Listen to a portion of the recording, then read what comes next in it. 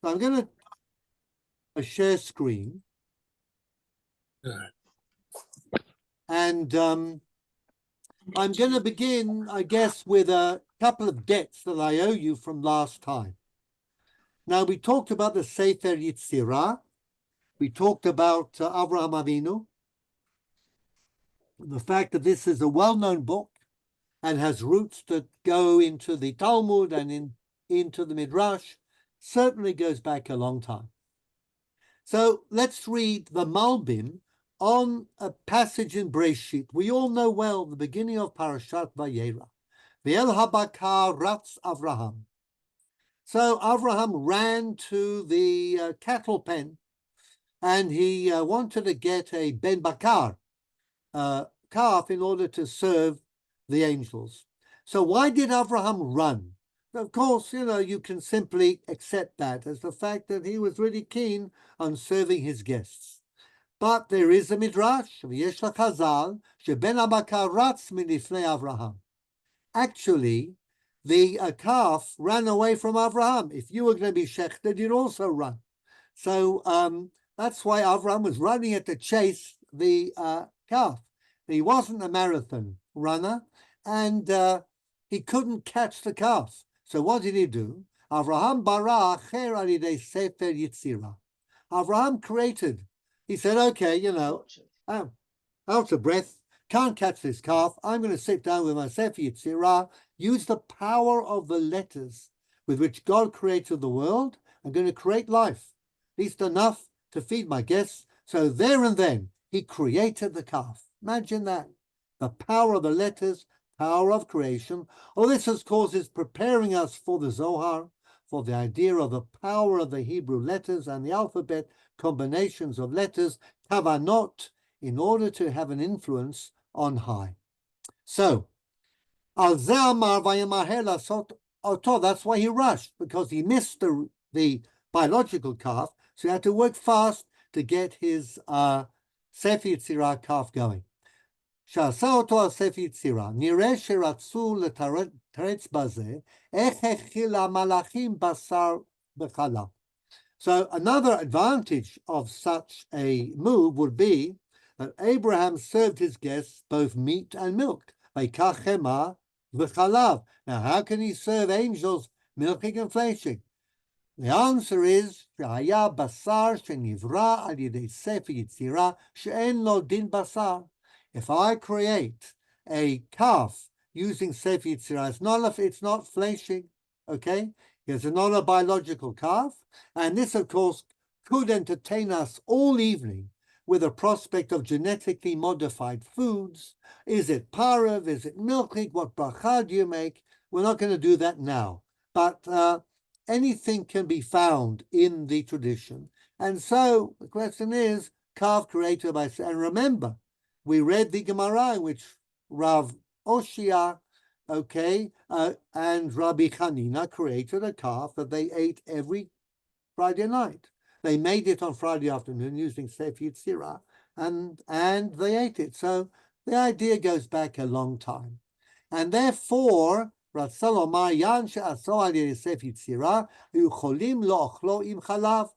no problem with eating it together with the milky products. Line 8. Now, this is the Malbim, who's not known as a Kabbalist, but this is definitely part of the interpretation of this passage. Fits in with Avraham et hanefesh asher asu v'charan. There's, aval b'pashut lo kasher. But the Malbim says, look, you can also be very pashut about this. No, not difficult. Ki natan, line 9, nifnehem, tzkilah chema v'chalav. First of all, they had the butter and the milk. And then afterwards, and they ate that. You can have milk and then you can have meat, right? We'll do it on Shavuot, have a milky kiddush, then go into our Yom Tov Dik lunch, replete with basar and yayin, ki ein simcha ela b'basar v'yayin. Vayochelu. Now, the Malbim takes us, and this is just in general about angels, okay? Vayochelu, angels eating whatever, it's a little odd. Okay, and we read the Rambam on angels in the Moreh Nevuchim, and clearly they don't really exist as physical beings. They wouldn't be eating or drinking, and they are in fact things that go on according to the Rambam, either inside our heads, or they are a designation for events in nature that happen, and they bring forward the divine plan for what's happening in the world. In other words, an evil king can also be an angel, because he is serving God's purpose. Okay, so Malbim says, "Aval pashut lo kasher, bepashut lo kasher, ki natan lifnehem tchila." Okay, vayochelu inyan achila yitzdak. Beginning of line 10, v'chol davar shu mitkayem al yado. Food enables us to exist. Okay, so food is an enabler. Ha'esh tochal et ha'itzim. We say in a metaphorical fashion, fire eats wood. Okay? The fire exists because the wood is burning. Right? Lechem hanefesh umachala hu kol motza pi Hashem. We read, okay, lo ala lechem levado yicheh ha'adam, ki al kol motza pi Hashem yicheh ha'adam. So we live, okay, our food, our spiritual food, also called food, is whatever came out of God's mouth. והקורבנות נקראו לחם, השם, שעל ידו נתקיים השראת השכינה למטה. Korbanot are called God's bread, not because God eats bread, because they enable his Shekhinah to be in the world and amongst us. So it's an enabler. ומכל מצווה, okay, והמלאכים האלה באו אל אברהם, בזכות מצוות גמילות חסדים. So the bread that Abraham gave others created the angels, as it were, and gave them an existence, but it is the Gimilut Chasadim which are the angels. She'achaz ba kol yamav, mikol mitzvah nivra malach, and every mitzvah creates an angel. Again, in a spiritual way, we are creating angels as the force for good in the world. So the angels came to Abraham because of his Gimlut Chasadim. So the eating there is not a physical eating. The eating is the Gemilut Chasadim, Abraham's hospitality, enabled angels as the force for good in the world to come into being and tip the scale from the evil done in the world to the good done in the world. So this is the Malbim's take on a more rational basis. And that's what we mean when we create a malach every time we do a mitzvah. Doesn't mean that something flies up with a halo and wings and a white sheet every time you put on tefillin or you take challah. What it means is that the cumulative force of all the good things we do creates something good in the world, which we call, as a metaphor, an angel. שהוא שליח השגחה לגמול לו טוב כגמול ידיו, ומלאכים אלה היו מלאכי חסד. The more chesed we do, the more angels we create, which is a metaphor for saying the more goodness there'll be in the world. Okay? And therefore, ובמצווה זו נתרפא שרה להוליד ונגלה השם אל אברהם וניצול לוט. גמילות חסדים then proliferate. Sarah becomes pregnant, Lot is saved. ואם כן, המאכל שנתן אברהם אבינו לאורחים, זה היה חיותם וקיומם המלאכים האלה. They were fed, but they weren't fed by the milk and the butter and the veal, they were fed by gimlut chasadim. וזה היה להם למאכל ולחם אבירים, the bread of knights, panis angelicus, as we might say in Latin. Correct, Bernard? Just lift your hand. Panis angelicus, the bread of angels, right? Lachayotam ulekaimam. This is what keeps them going. So it's a very interesting take. We contrast the Kabbalistic beginning with a very rational end. So anyhow, that's food for thought, as it were. The other debt I have is the gematria. Remember, I didn't do that well. Where's Jack? Are you here? Can you unmute, Jack? Yes, I'm here. Good. Remember, I got a little, I went awry in the gematria, Abulafia's gematria. Yes. I've worked it out now, and I wasn't Kabbalistic enough. And I want to show you exactly what happened here. Rabbi Abulafia's Gematria, total number of chapters in the guide is 178. That's fine, okay? Just count. The phrase Yodei Chen is, as I said, Yodei Chochmat HaNistar, but Chen, of course, also means graciousness. Zihot Chen, okay? Okay. So, what's the Gematria of Chen? 58, correct? 58. Then Ayin and Yud with 70 and 10 is 80. And then Yud Vav Dalid is 20, right? 10 plus 6 is 16, plus Dalid is 20. That gives us how much? 158. So I'm short of 20, right? But I missed Abulafia's point. He's a Kabbalist. He doesn't read only letters. He reads the 2 points between Chen that signify an abbreviation. And what letters do those 2 strokes look like? What letters? Michael, I Two mean, Yuds. 2 Yuds. How much is 2 Yuds? 20. And if you add our 20 to 158, what do we get? 178. There we are. The Gematria works. Maimonides is a Kabbalistic work. The Moreh Nevuchim is a Kabbalistic work. Okay, that's what he was trying to say. One of his more cute Gematrias. But Gematria is the lifeblood of mysticism, Kabbalah, Zohar, and there we are. Now, the other thing we talked about is the Kuzu b'muchsaz kuzu. Remember, that's one way of writing Hebrew letters, where we take the next letter along and we use it for the original letter. So I'm going to cite the Rambam that Jean raised last time, and also in writing to me. Minhag pashut shekotfim al hamezuzah mibachutz keneged harevach sheben parsha leparsha Shaddai. Rambam says that we do write on a mezuzah parchment on the outside, not facing letters, but facing spaces between the parshiot, the word Shaddai. Then Basei have said, Rambam doesn't say why you would write Shaddai, but he knows full well, because in his time, the Jews believed that the mezuzah was a prophylactic. It protected your home. And Shaddai stands for three words, which are, what are the 3 words? Shomer Dalsos Yisrael.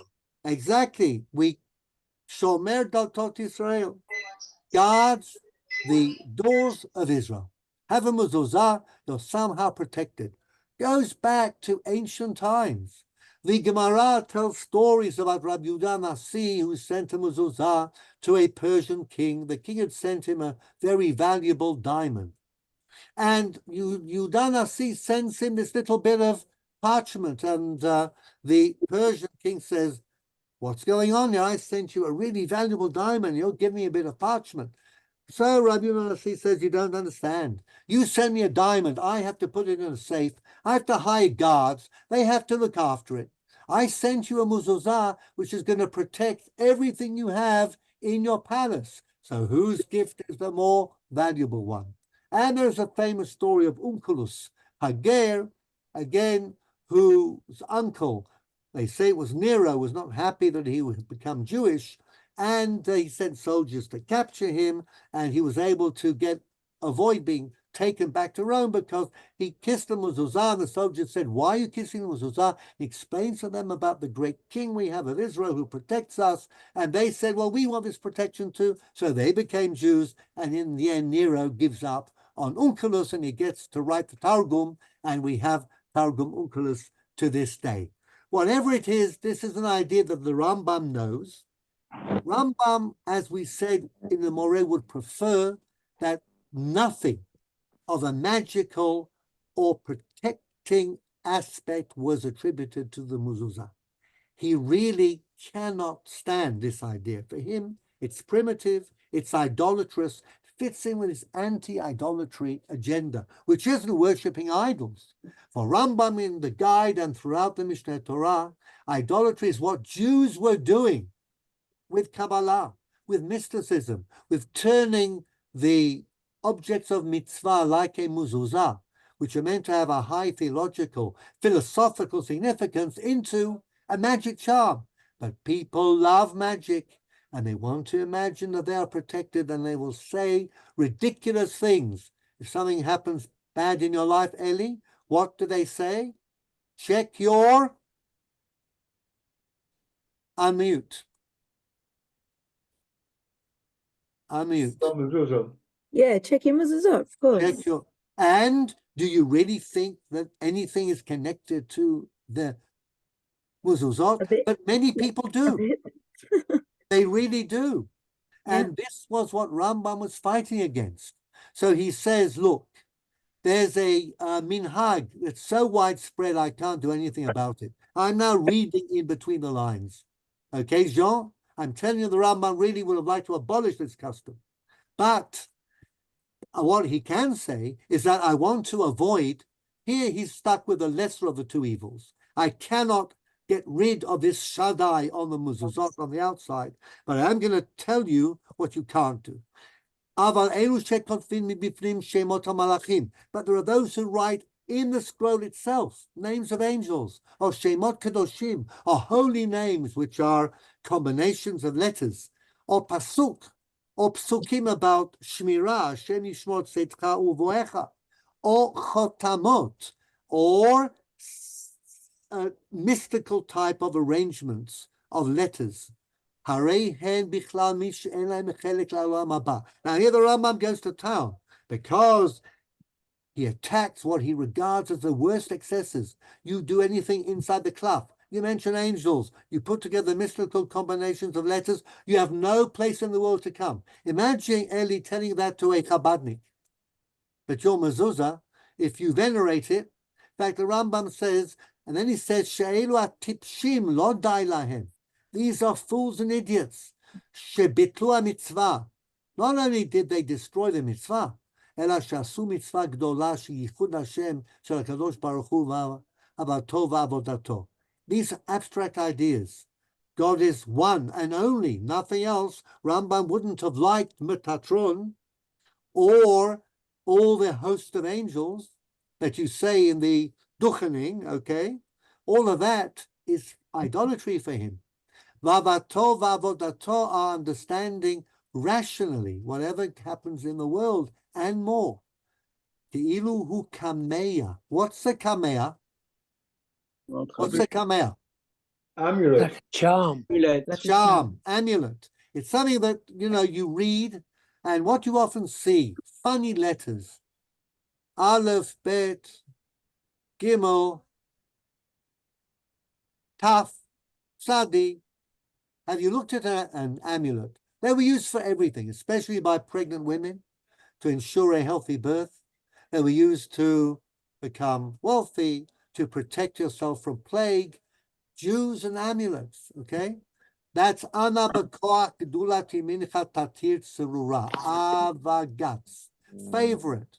Each of them is some series of words that are tied together by their first letters. And this is what was done.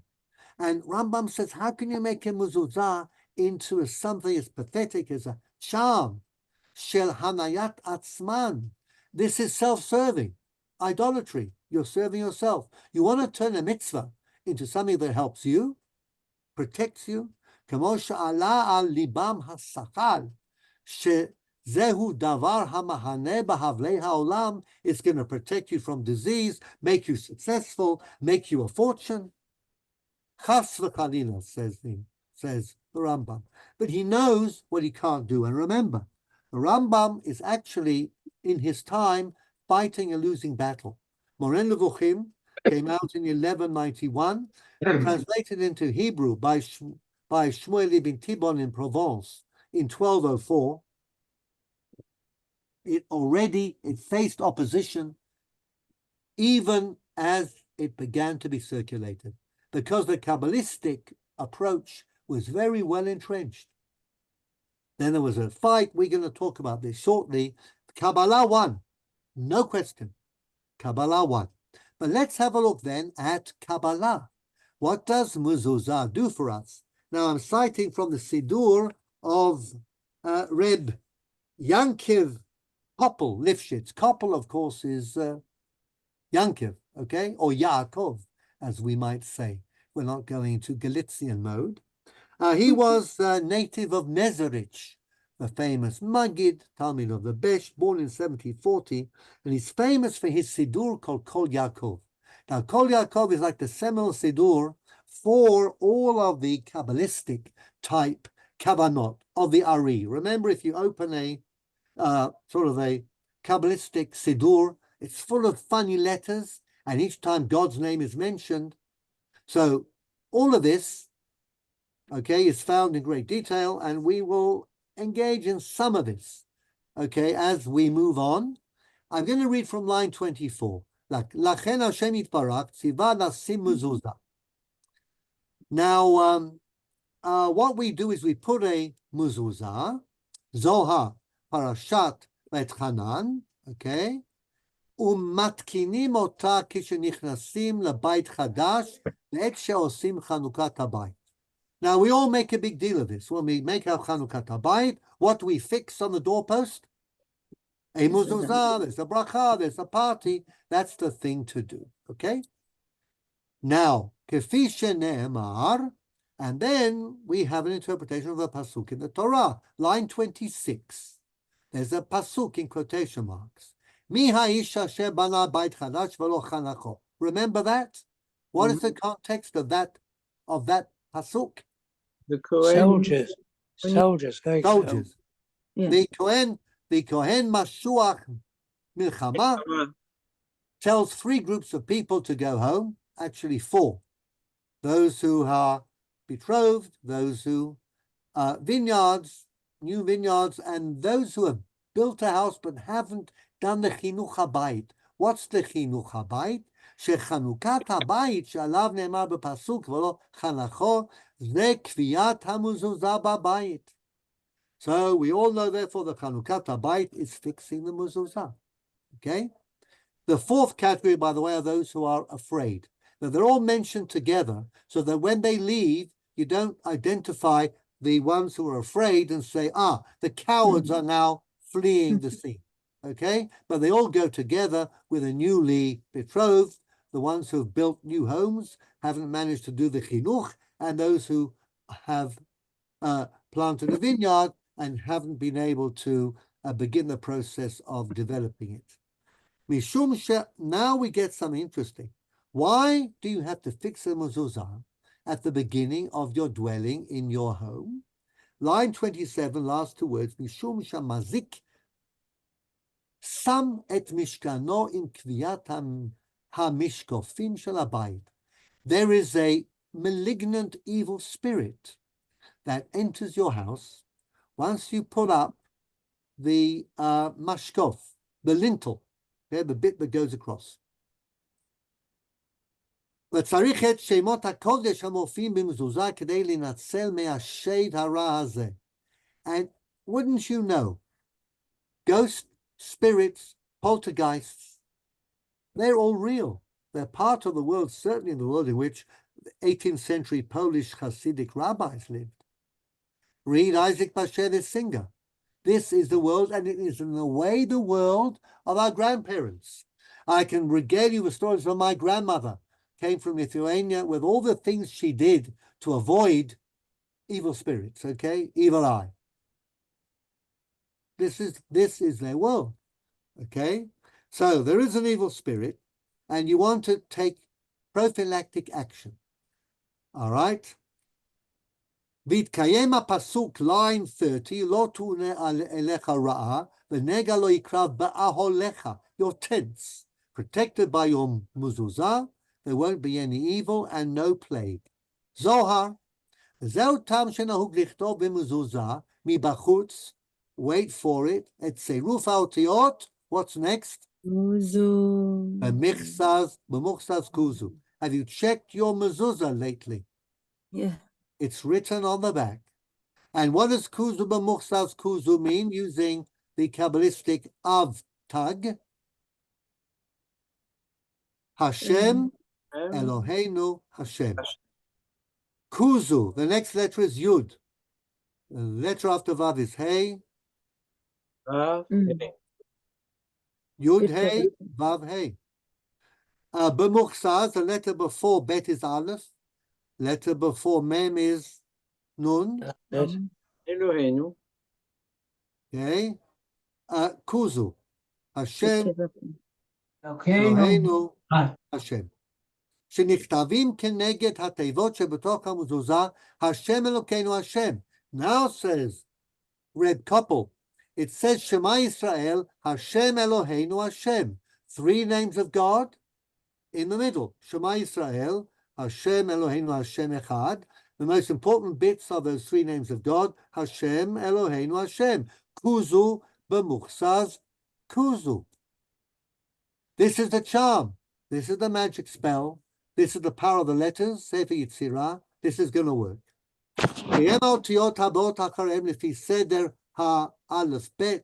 When you change and you, instead of writing down the aleph, you will write the bet, the next letter. So Yud becomes Kaf, etc.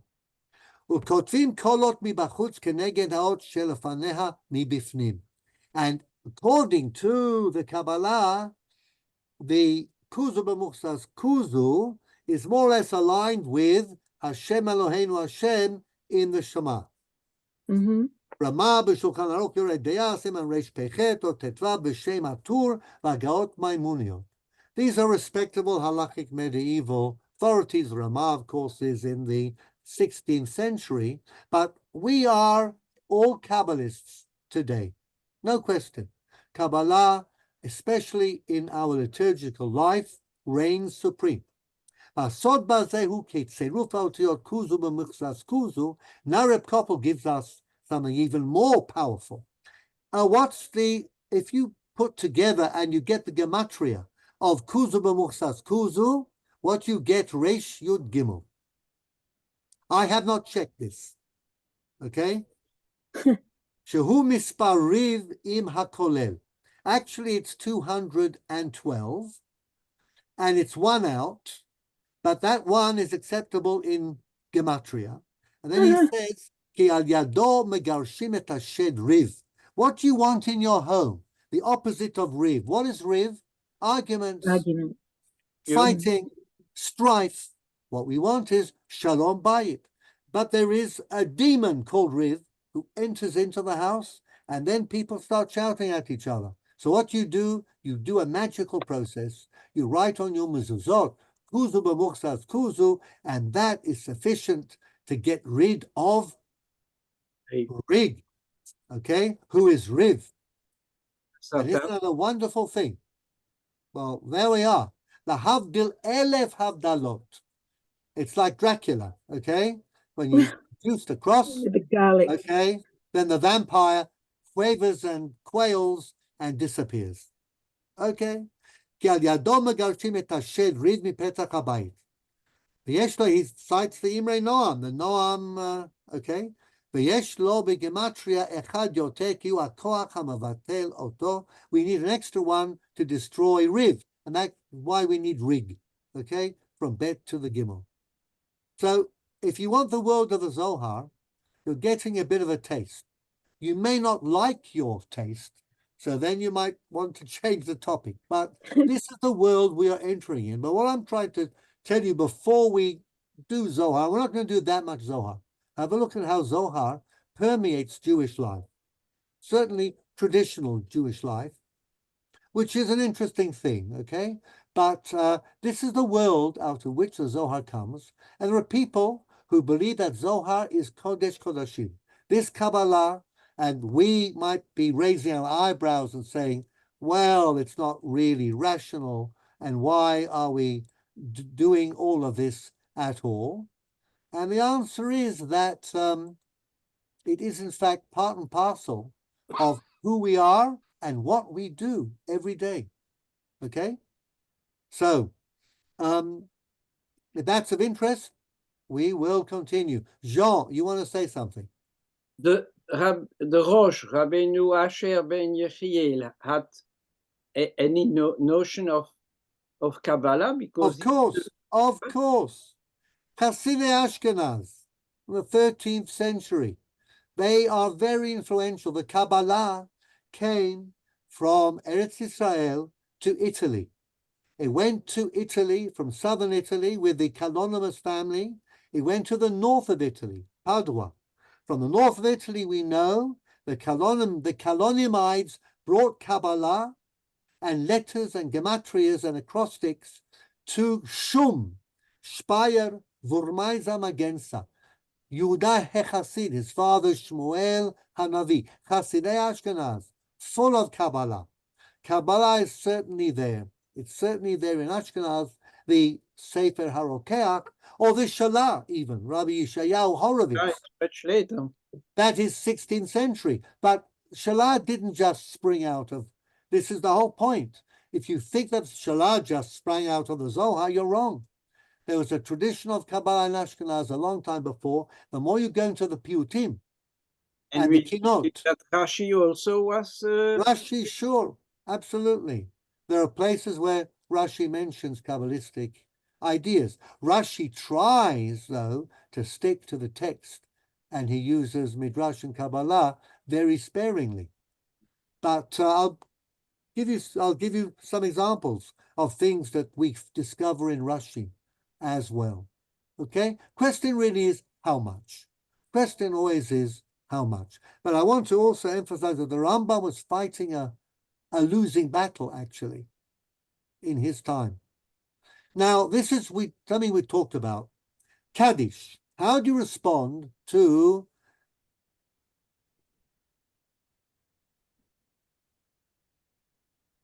Ba'agala ubizman kariv v'imru amei Yehei shmei rabba mevarach la'alam u'la'almei almaya? Do you say Yitbarach or do you stop at almaya? Let's do a market survey here. Who stops at almaya? Shout Take out. a dot after Almaya. There's a dot. Jean stops. Who joins almaya to Yitbarach?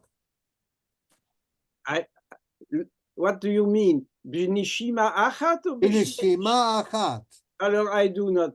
I know you don't, but now we're trying to find some people who do. Who finishes their response to Yehei Shmei with Yitbarach? Bernard, your hand is up. Yeah. You say Yisborach. Are there any other Yisborachs here? Michael Rosenfeld. Shmuley, what do you do? Almaya, Yisrach v'Yishtabach. You stop, you have put your full stop in at Olmaya. Okay. Yeah, I think so. Ellie, and I you? think I also stop. You Yeah, stop. I have a little Okay. momentary break.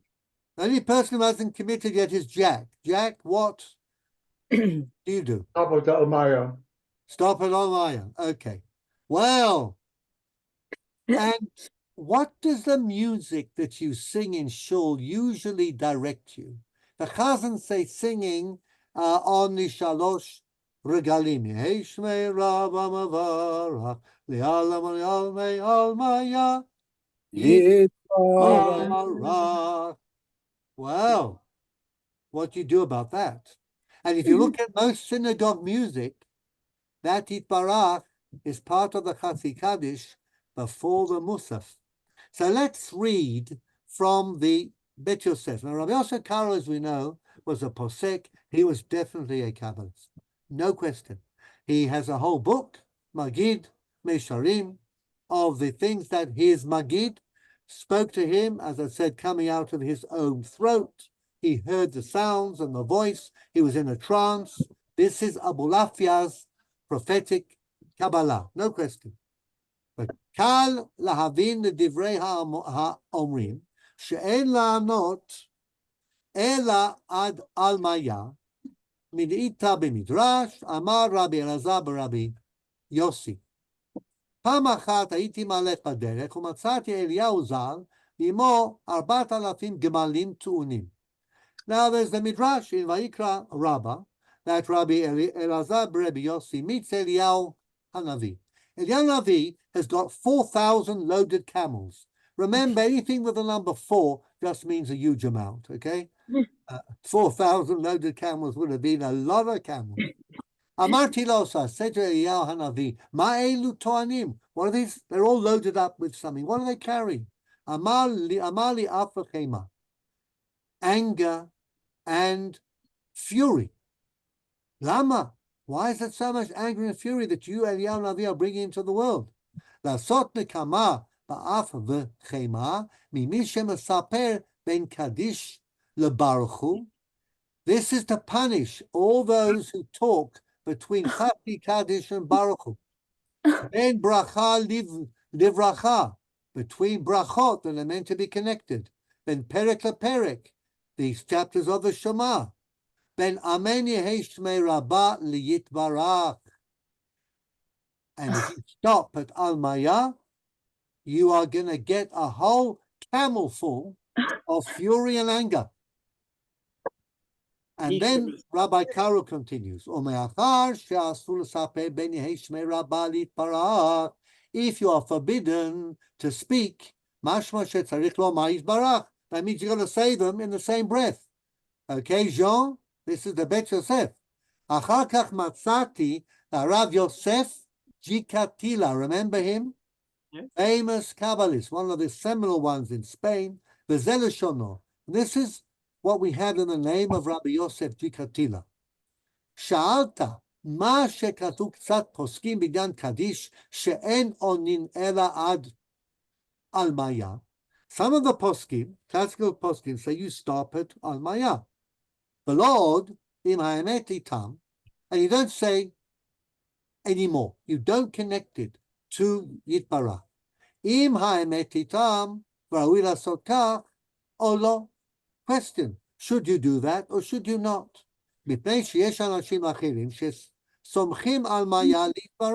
Some people, like Bernard, okay, and Michael, connect with Yitbarach.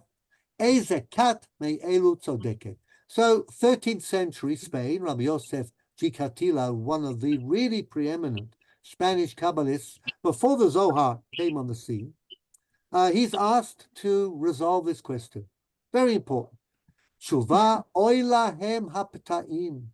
Woe to the fools asher avru v'nenshu, who have committed a sin by stopping at Almaya and are going to be punished by 4,000 camel loads of fury and anger. Vadai hamafrid ben Almaya litbarach ilum hifrid v'kitzetz b'makom deleke kitzutz. You're stopping when there's no stopping. And the word lekatzetz reminds us of Maaseh Pardes, where kitzetz ilanot, you become a heretic. Ve'en sarich lahafrid chas v'shalom ela madbik al maya litbarach v'herich b'tam hadavar. So go to Rabbi Yosef Jikatila, and you'll see that you have to put Yitbarach, because Almaya and Yitbarach are connected. And that's why most of the official, what we call the Sinai Nigunim, the Chatzi Kaddishes, or even on the Shalosh Regalim. Yitgadal, Yitgadal, Shemei Rabbah, Daram Barabam Bam Bam Bam, Bam Barabam Bam Bam. Then Yeheshmei Rabbam Le'alam Le'almei Almaya Yitbarach. It's the same thing. They're all Nusach Ashkenaz, John, as a Yitbarach connected to the Almaya. Now, if we read Rabbeinu Bachye or Bachye, something very similar. Okay? Now we're going to the reason for this. When you pray and you cry out to God, you have to mention God's name, because the shava, the cry, has to go to God, who is known as Yitbarach.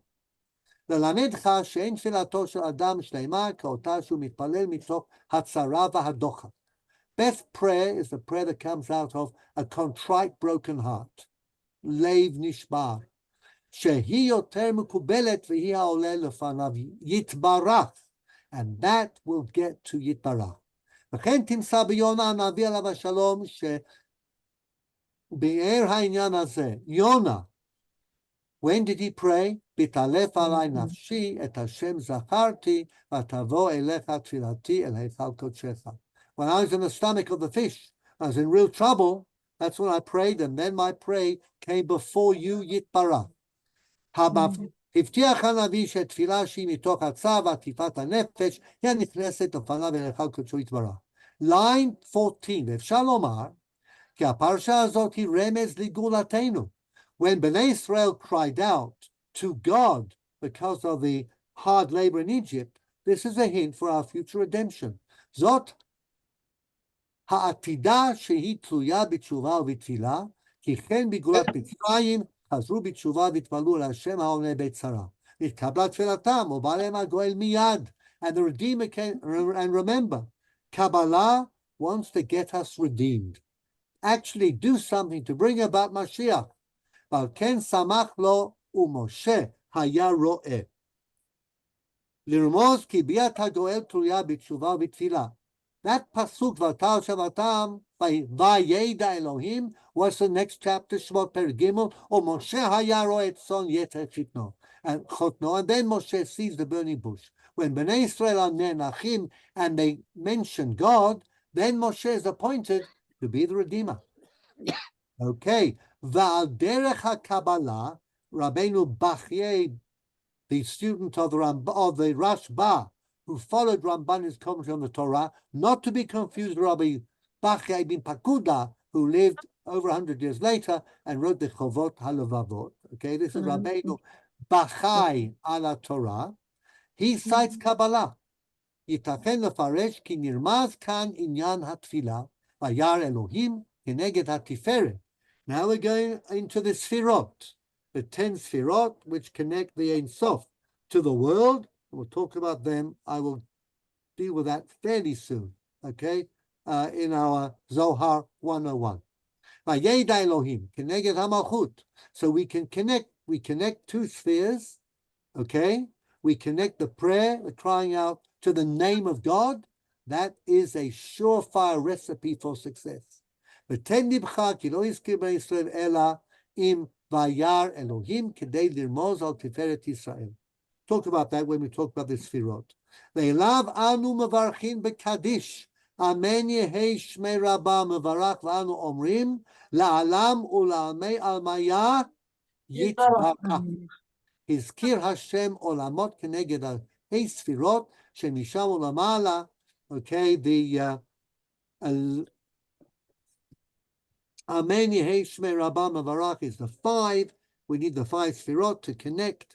וצריך הוא לחבר מילת אלמיה להתברך, ואין להפסיק בהן כלל, כשם שאין להפסיק הכתר מאין סוף. So the keter, the highest of the sfirot, cannot be disconnected from the Ein Sof. Shemana v'ata dalecha. Now this is a common Ramban, other Kabbalists write commentaries on the Torah, but put in this little line, understand, and you'll know without telling you what you're understanding and what you're knowing. Because you have to become an adept at Kabbalah. So Rabbeinu Bachye, okay, again, way before the Zohar. Next is the Aruch HaShulchan. So what do we do today? Aruch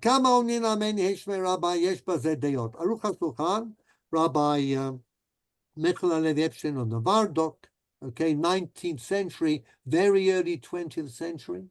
Says yesh omrim she'en lanot rak ad almaya. Some say stop at almaya ala zon aidla. V'zeu dat hatur. This is a tur. V'chen mashma mea Rambam ein sham. Rambam is clearly, of course, not of the Yitbarach school, but of the Almaya school. The dat haMekubalim and the Kabbalists lanot gam Yitbarach. V'zeu dat Rabbeinu Bet Yosef. Rabbi Yosef Karo, who is the posek and the Kabbalist, שכתב בסעיף ג' העונים עד לעלמי אלמיה בלבד, טועים הם כי אסור להפריד בין אלמיה להתברך עד כאן לשונו. ומקורו מהמדרש, ויקרא רבא. מדרש רבא. Could be later, earlier, but it's מדרש. ושם הכוונה בהפסק דיבור כמבואר. And there it talks about not speaking.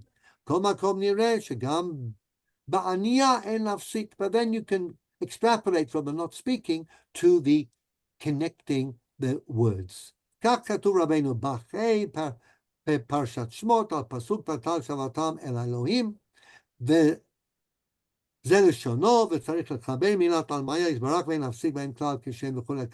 רוב העולם תפסו לעיקר כדברי רבנו הבית יוסף. The Sephardic world, the Ashkenazi world by and large, onim ad yitbarach. And that's how most of us heard Chazanim in shul singing regular Nusach Ashkenaz. Think about all of the Kadeshim. You need to connect it with Yitbarach to keep in with the tune. V'hagra katav ad almaya. Now the Gra follows the Rambam. He does not want to have applied Kabbalah, though he's a great Kabbalist, doesn't want to apply Kabbalah and make it seem that it is halakha. And all of us who went to Litvish yeshivas learned to stop at Al Maya, and many of us make a point, okay? But then you have to tweak and fiddle with the tunes for the Chatzi Kaddishes because they're all constructed Nusach Ashkenaz going back to the Middle Ages with Yitbarach following on. I'm now going to, I think we're going to have to move through this. And the last thing we talked about was Machnise Rachamim. Okay, Jean? My last debt to you is Machnise Rachamim. Yes. Correct? Correct. So I found something interesting. It is a letter by Shimshon Raphael Hirsch, the famous Rashar Hirsch, to his son-in-law, Michael Michael Levy, who went to live in Britain. And he married Gretchen. Gretchen Hirsch, I think who became Julia when she moved to England, wasn't really used to be called Gretchen in England. Julia, I think, was much more well, convenient. So he's writing in the 19th century to his son-in-law. Bezrat Hashem, Frankfurt am Main, where Rashar Hirsch resided and set up his Auschwitz-Gemeinde, Orion Dalet Kaf Bet Elul Tarma, Lepak. Li Kiri Ahuv Michael Michtavcha Echaviv Mi, where was Michael residing at the time? Birmingham, exactly, Birmingham. Higiani Hayom Lachan. I got your letter. Snail mail, of course, no emails. This took time, and perhaps it was a kinder world. Binyan Machnise Rachamim. This is the prayer that is said in Slichot, right through the Slichot period, asking angels to bring our prayers and supplications before the throne of God. Okay? There's a lovely tune. Machnise Rachamim. Avram Fried and all that. And it's a really great tune. If you can't sing it to Machnise Rachamim, sing it to somebody else. You can also sing it very effectively to Shomer Yisrael. So you know the best of both worlds. You can remain a litvak and you can still sing the tune. Okay. Zehu inyan ahuv ala kalim v'hakatsufim. Now, Hirsch says, you know what we find today? Anything that's old and seems to smack of superstition is considered to be not acceptable to sophisticated European Jews. So all this talk to angels, by the way, the same thing for duchening. Many of the Western rabbis and intellectuals in Jewish communities didn't want to see duchening. They see funny things happening on the ark. They see people turning their backs perhaps to the ark, people going out, all this mumbo jumbo. Bernard, not what we do, right? So we abolish all of that. Too superstitious for the likes of us 19th century educated English men and women. So what they do is they spread evil gossip. All this is superstition. It's angels. It's magic. It's things that we want to leave in our past. It belongs to Eastern Europe, not to us fine Western European Jews. Okay, echte yekes, perhaps. We are much more sophisticated. Anu mitpalalim l'malachei marom. Although the tefillah is addressed to the angels, מכניסי רחמים מלאכי, Henry, אבל בקשתנו מהם היא שיתפללו עבורנו אצל הקדוש ברוך הוא. Actually, we want them to bring prayers on our behalf to God. אכן בקשת האדם אצל המלאכים שיבקשו עבורו אצל הקדוש ברוך הוא, היא תופעה מצויה המובאת בחז"ל, בשבת י"ב, לעולם על ישאל אדם שכר בלשון ארמי. Hirsch says there's a famous Gemara Masechet Shabbat. Don't ask God in Aramaic. Ask him in Hebrew. Why? Because angels don't understand Aramaic. They didn't learn in angel school Aramaic. All they learned was Hebrew. So they can't help get your prayers up to God's throne because they don't understand what you're talking about. It's Greek to them. That's why you got to do it in Hebrew. Now, if you don't want the angels to understand you, then speak in Aramaic. Okay, there we are. עם כל זה, משפטים אלו ניתנים להבנה כפי נטיית הרצון. You can interpret this in ways that will make it acceptable. Don't worry. In other words, I have a problem. The people who attack these ancient Kabbalistic traditions are basically wanting to leave Judaism behind. They want to become Frenchmen and Englishmen and Swiss and Belgians and Australians and Americans. That's what they want to do, really. So they're going to whittle away bits and pieces of traditional Judaism that are not to their liking, says Hirsch.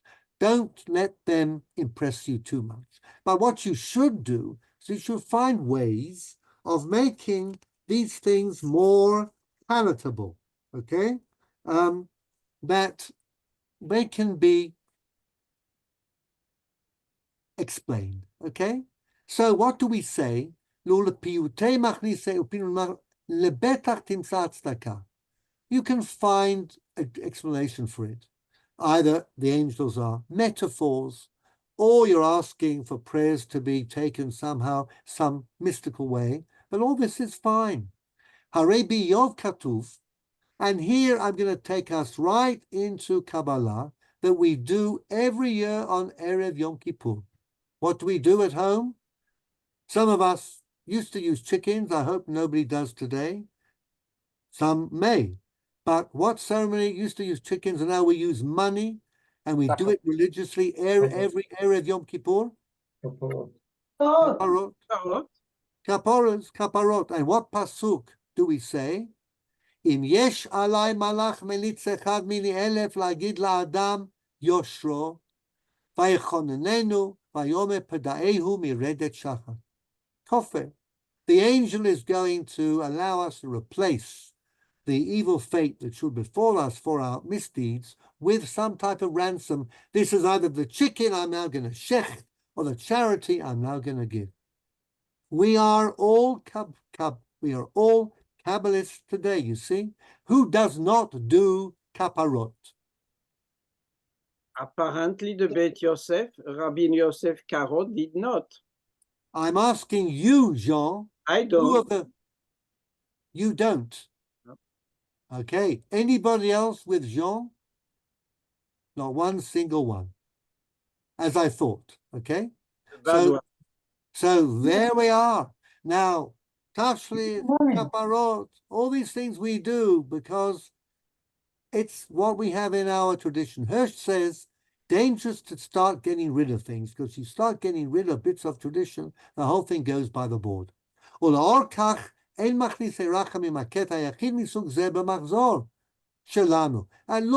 our machzorim are full of these piyutim. The Pizmon Hanaeh, that lovely poem, Malachei Rachamim Meshartei Elyon, Chalu Pnei Elyon V'Meitav Higayon. It rhymes, it's very nice. And why not? מדוע לא נבקש מהמלאכים שיתפללו עבורנו? כי אין לנו מבקשים זאת מבני אדם. We're not asking people. Angels have a special role. They're close to God. It's like God. כגון אבימלך שיגרום לאברהם להתפלל בעבור. Remember Avimelech when his house was smitten with the plague? What did he ask Abraham to do? Hitpalel. Abraham prayed. Was there anything wrong with that? Whole of the Chassidut is about getting the Rebbe to daven for you, right? Mickey, is that not correct? If you can't do it, surely the Rebbe can. Okay, so this is part of us. It's in Torah. It's in the Gemara. ובבבא בתרא קט"ז א' כל שיש לו חולה בתוך ביתו, ילך אצל חכם יבקש עליו רחמים. And don't we go to rabbis and Kabbalists when somebody is sick? We do. מאמר זה מתקיים הלא עד ימינו. אלה ללא כל התנגדות. And good from Jews have no problem. למה אם כן לא נבקש ממלאך זה? So that was translated by Breuer from the German into English, so now it is somewhat understandable, but then I think sums up something about Machnise Rachamim. Now the Gaon of Vilna, of course, following the footsteps of Rambam, said you may not say Machnise Rachamim, you may not say any prayers to angels during the Tkiyot HaShofar, you must not, in fact, there are some people who don't say Shalom Aleichem at all, because you recognize the angels, and what business do you have? And why are you saying Barchuni l'Shalom? So even if you want to say Shalom Aleichem, Boachem l'Shalom, don't say Barchuni. Oh, But how many of us skip Barchuni? Jean, do you say Shalom Aleichem on Friday night? I wrote you, I don't. He doesn't. There we are. So I suspected. So, and we're now getting used to you, okay? But there we are. Does anybody else skip and not say Shalom Aleichem? Nobody, okay? So, Ellie? No, whoops. I don't skip it, but I never noticed anybody skipping it. Right, and everybody says it, right? I have noticed some people, I can count them on the 3 fingers of one hand. Okay? And there are some people who don't say Shalom Aleichem at all, because again, it's angels. Rambam wouldn't approve, Gaon of Vilna doesn't approve, but the rest of us are happy to sing and we enjoy it, and it fills the place with warmth and angelic inspiration. Why not? Or why yes? So I think we have come to more or less the end of our time. Spent another evening actually only getting through what we owed from last time, but I hope it's been interesting. And I emphasize again, this series, however long it goes on for, is on the world of the Zohar, not the Zohar. What I want to show you is the world of Kabbalah, the world of mysticism. And because to most of us it's a very foreign world, I'm using things that we know and understand and experience to try and bring you into this world, okay? Now, we'll talk next time about the fate of the Moreh Nevuchim. What happened to our great rationalist, the Rambam? He wrote the Moreh Nevuchim, and then what? And what happened with his struggle against mysticism, Kabbalah, anything that somehow adulterates a purely intellectual concept of God? That's all next week, same time, same place. I'm going to stop the share. Anybody like to say something or make a comment, ask a question? Now's the time. Jean. In the letter This is a full-time job for you, I see.